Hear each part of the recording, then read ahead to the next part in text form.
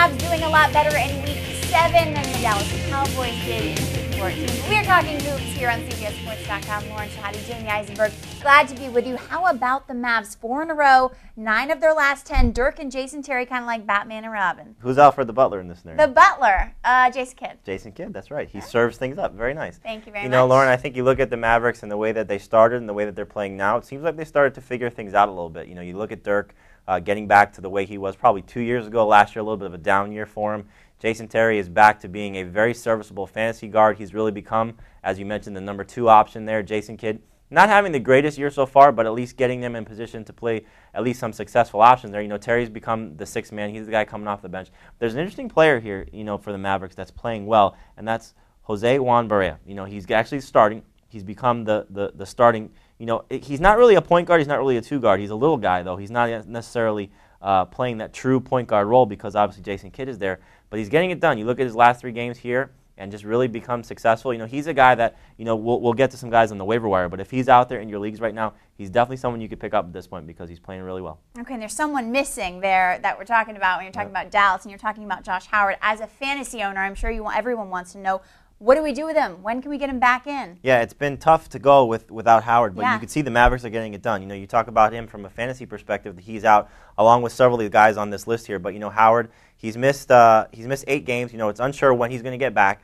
I think you look at the way the Mavericks are playing, obviously they're getting it done without him. Imagine how good they would be if Howard was playing at his usual level. So I think you look at the Mavericks going forward, you look at Josh Howard going forward, he's someone you want to just be careful with because obviously they're getting it done without him. So I think you look at Howard right now, the safe bet coming into Week 7, keep him reserved. Picking up for where he left out off, I want to talk about Carlos Boozer. They say he should be back this week. Is that right, Jamey? Or, you know, is it day to day? He could. He's missed 10 games now with his quadriceps injury. You know, as we talked about on with the injury here that you've seen. But I think you look at Carlos Boozer going forward. The safe bet, as we'll tell you all along, you know, you may miss out on some points if he does come back this week.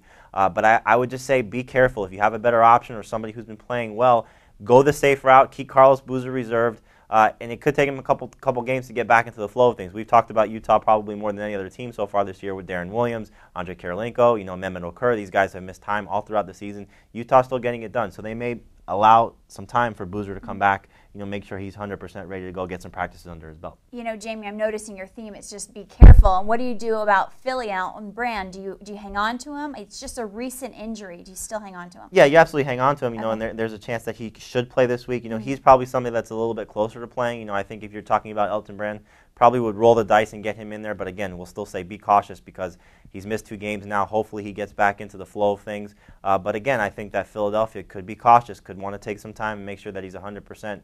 So again, if you have a better option, stick him in there. I feel bad for the people that have all these guys, you know, because there are some owners that do have Josh Howard, they do have Elton Brand, they do have Carlos Boozer. You know, these are some tough decisions that you have to make going into Week 7. And Week 7 is now where you're starting to see what your fantasy team looks like. You know, you're 4-3, you're 5-2. You're like Lauren, you're 6-1. No. You know, those are the tough decisions you have to make. I thought you were going to talk trash for a minute. No. I was going to defend myself. No. Okay, those guys are fantasy risks. What about guys you can pick up off the wire, Jamey? Yeah, there are a couple guys out there that should be able to help you. You know, obviously Barea being one of them. But you look at Larry Hughes, the way he's playing, he actually has forward eligibility now, sort of working into Chicago's rotation after coming back from injury. You know, you look with Kirk Heinrich out, Luol Deng has struggled a little bit. You know, Ben Gordon he's starting, but he's still more of a, you know, just a true traditional scorer. You look at sort of the way the rotation is shaking out. I think Larry Hughes is someone that can give you good production. Daniel Gibson in a crowded backcourt for the Cleveland Cavaliers. You know, you look at Mo Williams, Delonte West. These guys obviously going to sort of fight for playing time, you know, all 3 guys. But Daniel Gibson having a nice 3-game stretch so far. I think if you have the opportunity to get him, stick him on the end of your bench, depending on how big your league is, Gibson can give you some value going forward. And then you talk about Kevin Love. You know, he's sort of been a forgotten rookie, especially with that team. You know, but I think you look at the way that they're developing a little bit. Love is putting up, you know, some good rebound totals the last few games. He's someone you could definitely add. I just picked him up in one of my leagues. I'm hoping to start him at some point because I think he's starting to play well, and I hope it continues. 15 rebounds in the last game. I like that. Yeah, absolutely. Me too. Thanks, Jamey. For Jamey Eisenberg, I'm Lauren Shehadi. Until next time.